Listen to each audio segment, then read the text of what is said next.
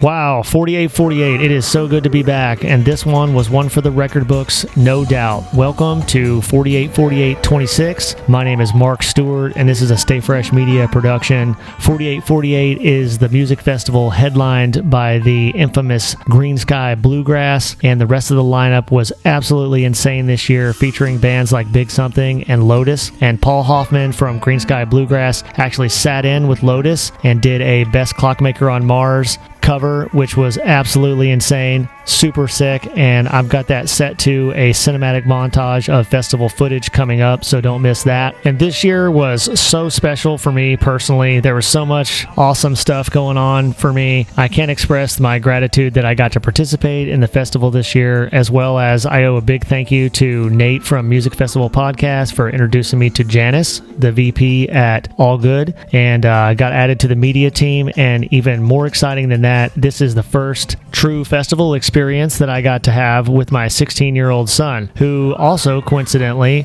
is my favorite homie to do action sports with. We love adventures, we love mountains, and we love the outdoors. So 4848 was the perfect venue for us to have an excellent father-son outing at this amazing festival.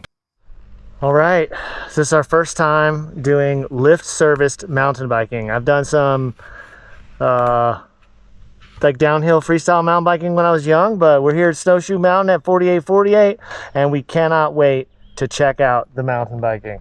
Our bikes are up there on that, so stoked. 4848 is aptly named for its elevation and its lat-long coordinates on Cheat Mountain in West Virginia. And last year I made a video that was kind of themed how Nate's videos are. I know before you go type logistics video going over the layout of the mountain and kind of what's going on with that. So if you want more details on the actual venue for the festival, go check that out. I'll link it below. This year was a really unique experience for me. This year we camped down by the boathouse in the Hemlock Forest. It's a temperate rainforest where the ground's covered with moss and a lot of mushrooms and ferns and stuff like that. Absolutely a beautiful place to camp. And the weather up here at this altitude, even in the dog days of summer, where I'm getting killed by it back home, are comfortable, especially at nighttime for sleeping. This year was a little bit more rainy than previous years, and it was also warmer. But it turns out that included with your festival bracelet, you have full access to the beach. And we got access to the canoes over there and the beach here. I mean, this umbrella, all this stuff is already here. So we basically can just pull up here and go straight into chill out mode and get in the lake. And I'm so looking forward to just getting refreshed, hopping in the lake. It's going to be fantastic. Kayaks, canoes, and paddle boards to be able to take out on the lake. So we spent a good bit of time getting in the water every day and soaking up some sun and just having an overall epic time. It was so nice being able to just get up out of the hammocks and walk over to the beach and go swimming in the lake. There was a hard structure with toilets in it, and they had an outdoor shower with, I believe, hot water rigged up right next to the beach and between the woods and the bathrooms. So it was a really great setup all around.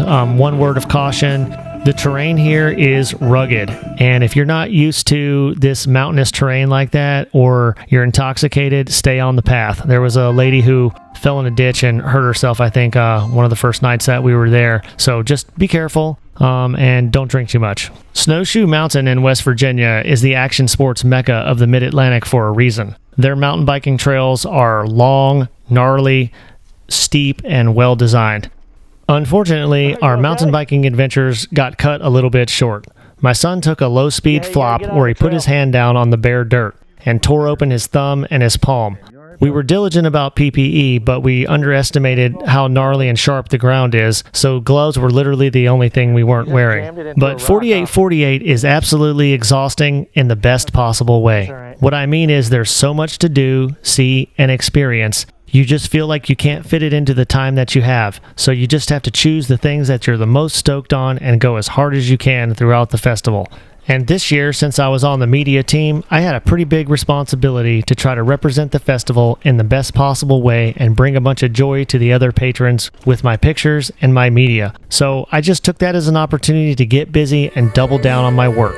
And that's when something unexpected happened. As I doubled down and I started to shoot and try to capture these magical moments, I found myself drawn to the other patrons of the festival.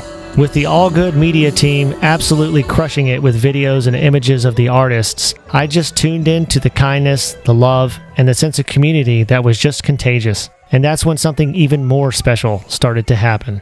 I let my guard down.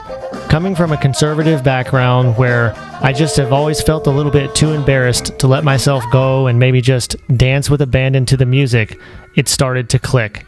It started happening. This year has been a special year for me in general, where that started to happen more and more, where the contagious energy of the show, the accepting community, and the love that I felt, it just invited me in to start expressing myself.